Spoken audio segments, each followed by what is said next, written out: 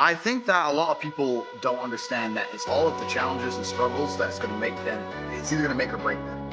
I don't read studies very often, but I was sent a study about stress from somebody. It's one of the best studies I ever read. And it's talked about the placebo effect of stress. And it said that they took some of the most stressed people in the world, CEOs, etc. And the ones who believed that stress was really bad for them were dying earlier because of the cortisol inside of their blood. And stress would be bad for them, they were having heart attacks. The ones who believed that stress was good for them and it made them perform, I perform under pressure, stress is good for me, they were living longer. So the same drug inside of their blood, how they framed it inside of their mind had different effects on their blood. So from that point onwards, even though I already thought this way, I knew I was the right way. I knew it was the right way to think innately. So I've done pretty good in life that way. Like, this confirmed it. Every time I feel stressed or under pressure, it's like, I hate to not be stressed. I wake up and I'm like, everything's fucked, good, yes. Like, that's just how I am, right? But it's how you adopt, it's how you look at the problems and how you use them to fuel them. So the question was, what's the problem for the average man today? What's the biggest problem? I think there's a whole host of problems. But what you have to do is frame it inside of your mind and understand that all of those problems are going to allow you to give you the fuel, the unlimited motivation that you need to become a successful and beautiful individual if you frame it in the right way. If you take a man and give him a life shielded from problems and he never has any to face, I guarantee you it's terrible to be a man. The best men in the world have gone through shit. That's why women love scars. Because it didn't kill you. That's the whole point of it, right? So the best thing you can do as a man is look and go, okay, this is hard, this is hard, this is hard, this is hard. I feel negative because these are all so difficult. I'm struggling with X, Y, Z. Let me internalize all of that and turn it into a superpower.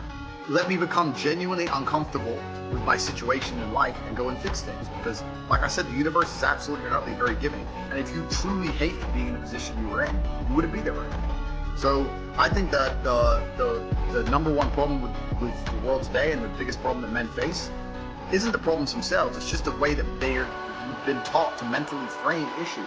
People think when bad things happen to them that somehow they're a victim to the universe and bad things only happen to me and this is so terrible. They don't understand that bad things happen to everybody. The most successful person you know had all those problems, maybe even worse. At least the same bad things happened to them. They've just framed it differently and used it. That's the difference. So I don't pray for an easy life.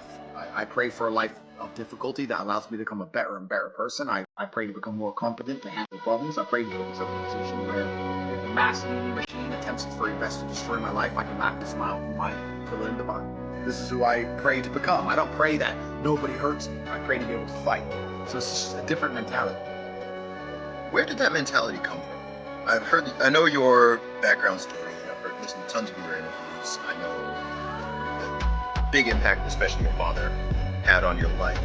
Was there a single, or were there a handful of pivotal moments for you where your mindset just shifted? I know you've talked before about being young and seeing people driving by in flashy cars and it annoying you and not annoying the people around you, but I'm really curious to know where the Tate mindset came from. It's a good question. I think a lot of people build their mindsets around trying to feel. So that's why we were talking earlier about people who want to ignore the idea of personal responsibility or self-accountability because they feel better if they pretend it's not a real thing. They feel better if they pretend it's someone else's fault. A lot of people's mental model and how they view the world is based around them feeling as good as possible. So when you sit there and talk to somebody who has a mask on and they refuse to believe it's a laugh. It's not because they can't comprehend the ideas, it's because they feel better if they don't believe that they are a clown. I feel better if this is really all innocent. It's really all about the disease. So people are they're basing their mindsets around trying to feel good. I have always tried to base my mindset around absolute competence, regardless of how I feel. And there are certainly disadvantages to that. There are times you're going to be a lot more pessimistic, or you're going to be a lot more stressed, or a lot more, pissed off about certain things than others. Yeah, that can be seen as a downside. But like I said, I use all of those to confront motivation, my endless upward trajectory. But if you construct a mindset that allows you to be as competent as possible, as opposed to feel any different or feel better, then you're going to naturally come to the conclusions I've come to. You're as competent as possible if you believe you can affect absolutely everything about your life. You're as competent as possible if you believe absolutely everything that's happened to you, whether good or bad, is your fault. You're as competent as possible if you believe the bad things that happen to you are going to allow you to work harder and become even better.